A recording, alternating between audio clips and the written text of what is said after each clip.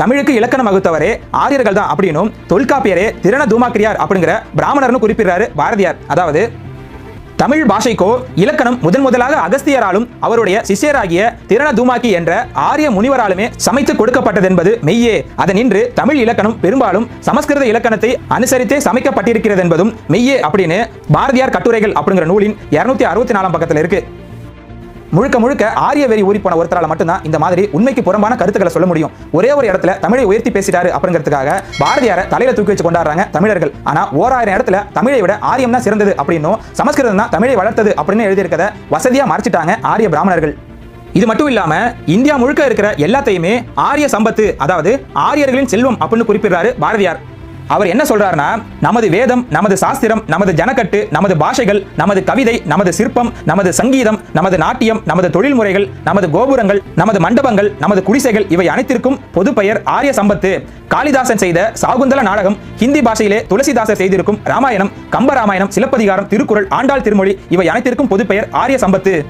தஞ்சாவூர் கோவில் திருமலை நாயக்கர் மகால், தியாகையர் கீர்த்தனைகள், எல்லோராவில் உள்ள குகை கோவில், ஆக்ராவில் உள்ள தாஜ்மஹால், சரபசாஸ்திரியின் புல்லாங்குழல் இவை அனைத்திற்கும் பொது பெயர் ஆரிய சம்பத்து அப்படின்னு குறிப்பிடுறாரு பாரதியார். இந்தியா முழுக்க இருக்கிற சிறப்பான எல்லாவற்றையுமே, அதாவது மற்றவர்களின் உழைப்பில் விளைந்த எல்லாவற்றையுமே ஆரியர்களோடது அப்படின்னு ஒருத்தர் சொல்றாருன்னா அவர் எந்த அளவிற்கு ஆரிய வெறியில ஊறியவரா இருப்பாரு. இதுல என்ன ஒரு நகைச்சுவைனா, பிராமணிய கருத்துக்களை எதிர்த்து எழுதப்பட்ட திருக்குறளும் இஸ்லாமியர்களால் கட்டப்பட்ட தாஜ்மஹாலும் ஆரிய சம்பத்து அப்படின்னு சொல்றதா. இவருக்கு வரலாறு தெரியுமா அப்படிங்கறதே சந்தேகம் தான். இதோட நிறுத்தாம உலகத்துல இருக்கிற எல்லா நாகரிகங்களுக்கும் மூலமா இருப்பது ஆரிய நாகரிகமே அப்படின்னு சொல்றாரு பாரதியார். அதாவது ஐரோப்பாவிலும் ஆசியாவிலும் பிற இடங்களிலும் காணப்படும் நாகரிகங்களுக்கு எல்லாம் முந்தியதும் பெரும்பான்மை மூலாதாரமாக நிற்பதும் ஆரிய நாகரிகம். அதாவது பழைய சமஸ்கிருத நூல்களில் சித்தரிக்கப்பட்டு விளங்குவது. இந்த ஆரிய நாகரிகத்துக்கு சமமான பழமை கொண்டது தமிழருடைய நாகரிகம் என்று கருதுவதற்கு பலவிதமான சாட்சியங்கள் இருக்கின்றன அப்படின்னு சொல்றாரு பாரதியார்.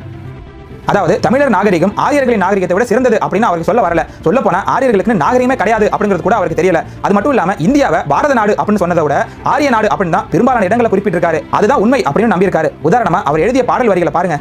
பேரிமய வெறுப்பு முதல் பெண் குமரி ஈராகும் ஆரிய நாடு என்று அறி அப்படின்னும், முன்னை இலங்கை அரக்கர் அழிய முடித்தவில் யாருடைய வில், எங்கள் அன்னை பயங்கரி பாரத தேவினால் ஆரிய ராணியின் வில் அப்படின்னும், சித்தமயம் இவ்வுலகம் உறுதி நம் சித்தத்தில் ஓங்கிவிட்டால் துன்பம் அத்தனையும் வெல்லலாம் என்று சொன்ன சொல் ஆரிய ராணியின் சொல் அப்படின்னும், எம்மை ஆண்டருள் செய்பவள் பெற்று வளர்ப்பவள் ஆரிய தேவி அப்படின்னும், வீரிய வடிவம் என்ன வீரிய வடிவம் இந்த ஆரியன் நெஞ்சம் அயர்ந்ததன் விந்தை அப்படின்னும், எங்கள் ஆரிய பூமி அப்படின்னும், ஆரிய பூமியில் நாரியரும் தர சூரியரும் சொல் வீரிய வாசகம் அப்படின்னும், உன்னத ஆரிய நாடெங்கள் நாடே ஓதுவம் இகதை எமக்கில்லை ஈடே அப்படின்னும், ஆதிமறை தோன்றியதால் ஆரிய நாடு என்னாலும் நீதி மறைவின்றி நிலைத்த திருநாடு அப்படின்னு சொல்லியிருக்காரு.